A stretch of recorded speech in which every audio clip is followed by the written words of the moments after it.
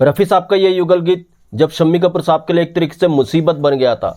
ये शंकर जयकिशन का टैलेंट ही था कि रफ़ी साहब की आवाज़ को ऐसी जगह पर उन्होंने इस गाने में इस्तेमाल किया कि जब ये गाना दर्शकों ने सिनेमा घरों में देखा तो अपनी सीट पर खड़े होकर के ताली बजाने लगे थे ये दर्शक। और ये दर्शक कोई आम दर्शक नहीं थे। कौन सा ये गाना था, क्या यह पूरा किस्सा था, आज मैं आपके साथ शेयर करूंगा। दोस्तों, चैनल पर नए तो चैनल को सब्सक्राइब कर लीजिएगा, बेल आइकन भी प्रेस कर लीजिएगा ताकि नोटिफिकेशन आप तक पहुंचते रहे। नमस्कार, मैं महेश कोहली बॉलीवुड संगीत के सफर से।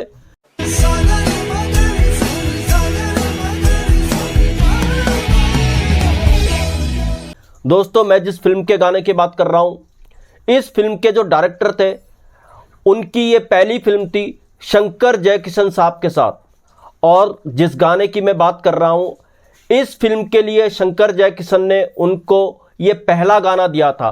मतलब इस फिल्म के लिए और भी गाने शंकर जयकिशन ने उनके लिए बनाए थे, मगर ये जो गाना था सबसे पहले शंकर जयकिशन ने इस डायरेक्टर को इस फिल्म के लिए यही गाना दिया था। और डायरेक्टर ने जब ये गाना शंकर जयकिशन का लिया था अपनी फिल्म के लिए, इस निर्देशक के पांव जमीन पे नहीं थे, इतना खूबसूरत ये गाना था। अब इस फिल्म के जो नायक थे वो थे शम्मी कपूर साहब।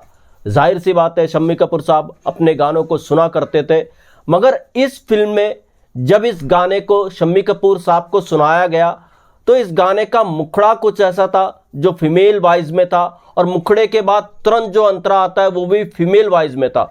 तो शम्मी कपूर साहब ने जब इस गाने को सुना तो शम्मी कपूर साहब ने बोला, यार मैं इस गाने में हूं कहां।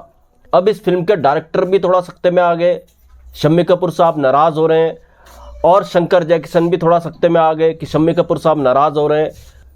तो दोनों ने, इस फिल्म के डायरेक्टर और शंकर जयकिशन साहब ने शम्मी कपूर को समझाया, ठहरो ठहरो, तुम भी इस गाने में आओगे, तुम भी जरूर इस गाने में आओगे। और ये बात राज कपूर साहब तक भी पहुंची। शम्मी कपूर साहब अपने काम को लेकर, खासकर गानों को लेकर बड़े सजग रहते थे।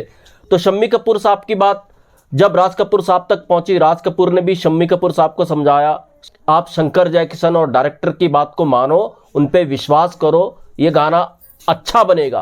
तो खैर, जब इस गाने को रिकॉर्ड किया गया, रफ़ी साहब की आवाज़ का ऐसी जगह पर इस्तेमाल हुआ, वाकई कमाल हो गया था। जी हाँ, ये गाना कौन सा था? ये गाना था फिल्म प्रोफेसर का, और गाना था आवाज़ दे के हमें तुम बुलाओ, मोहब्बत में इतना ना हमको सताओ।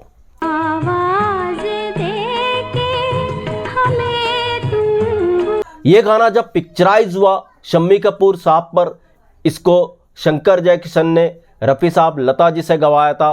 जब ये गाना पिक्चराइज हुआ शम्मी कपूर साहब पर, और जब इसका प्रीमियर हुआ, वो जो रफ़ी साहब की एंट्री होती है इस गाने में, मैं सांसों के हर तार में, यहां से शम्मी कपूर साहब की एंट्री होती है, रफ़ी साहब की एंट्री होती है इस गाने में। उनके प्रीमियर में सब खड़े होकर के ताली बजाने लग गए थे। इतना खूबसूरत ये स्क्रीन पे लग रहा था गाना, खासकर रफ़ी साहब की आवाज़ और वो शम्मी कपूर साहब की एंट्री। तो इस तरीके से शम्मी कपूर साहब पर पिक्चराइज हुई थी रफ़ी साहब की आवाज़, और इसके पीछे हाथ था शंकर जयकिशन का। और शंकर जयकिशन साहब का दिमाग ऐसी जगह पर रफ़ी साहब की आवाज़ को इस्तेमाल किया कि दर्शक प्रीमियर पर खड़े होकर के ताली बजाने लगे। मैं सांसों के हर तार में छुप रहा। और ये दर्शक कोई आम दर्शक नहीं थे, इस प्रीमियर पर मौजूद थे देवानंद साहब, आर.डी. बर्मन साहब, और भी कई दिग्गज मौजूद थे। सारे के सारे खड़े होकर के जैसी मैं सांसों के हर तार बस रहा हूं ये अंतरा आता है, सबके सब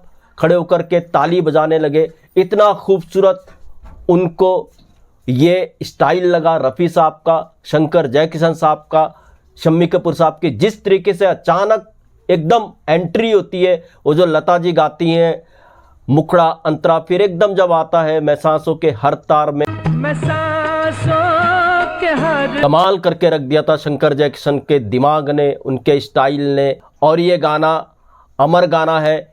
इस फिल्म के डायरेक्टर थे लेक टंडन, और लेक टंडन को जब शंकर जयकिशन ने ये गाना दिया था तो लेक टंडन को कह दिया था जयकिशन साहब ने कि इस गाने को दर्शक सालों तक याद रखेंगे।